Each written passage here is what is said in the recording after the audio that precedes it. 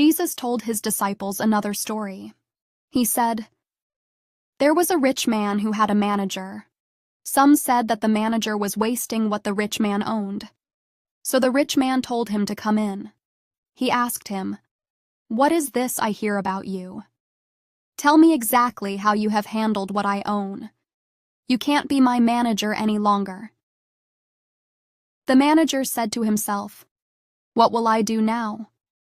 My master is taking away my job. I'm not strong enough to dig, and I'm too ashamed to beg. I know what I'm going to do. I'll do something so that when I lose my job here, people will welcome me into their houses.' So he called in each person who owed his master something. He asked the first one, 'How much do you owe my master?' 'I owe 900 gallons of olive oil,' he replied. The manager told him, 'Take your bill. Sit down quickly and change it to 450 gallons. Then he asked the second one, 'And how much do you owe?' 'I owe 1,000 bushels of wheat,' he replied. The manager told him, 'Take your bill and change it to 800 bushels. The manager had not been honest, but the master praised him for being clever. The people of this world are clever in dealing with those who are like themselves. They are more clever than God's people. I tell you, use the riches of this world to help others. In that way, you will make friends for yourselves. Then when your riches are gone, you will be welcomed into your eternal home in heaven.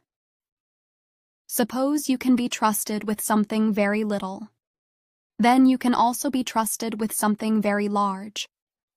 But suppose you are not honest with something very little. Then you will also not be honest with something very large. Suppose you have not been worthy of trust in handling worldly wealth. Then who will trust you with true riches? Suppose you have not been worthy of trust in handling someone else's property. Then who will give you property of your own? No one can serve two masters at the same time. Either you will hate one of them and love the other, or you will be faithful to one and dislike the other. You can't serve God and money at the same time. The Pharisees loved money. They heard all that Jesus said and made fun of him. Jesus said to them, "You try to make yourselves look good in the eyes of other people, but God knows your hearts. What people think is worth a lot is hated by God." The teachings of the law and the prophets were preached until John the Baptist came. Since then, the good news of God's kingdom is being preached, and everyone is trying very hard to enter it. It is easier for heaven and earth to disappear than for the smallest part of a letter to drop out of the law. Anyone who divorces his wife and marries another woman commits adultery. Also, the man who marries a divorced woman commits adultery. Once there was a rich man. He was dressed in purple cloth and fine linen. He lived an easy life every day. A man named Lazarus was placed at his gate. Lazarus was a beggar. His body was covered with sores. Even dogs came and licked his sores. All he wanted was to eat what fell from the rich man's table. The time came when the beggar died. The angels carried him to Abraham's side. The rich man also died and was buried. In the place of the dead, the rich man was suffering terribly. He looked up and saw Abraham far away. Lazarus was by his side.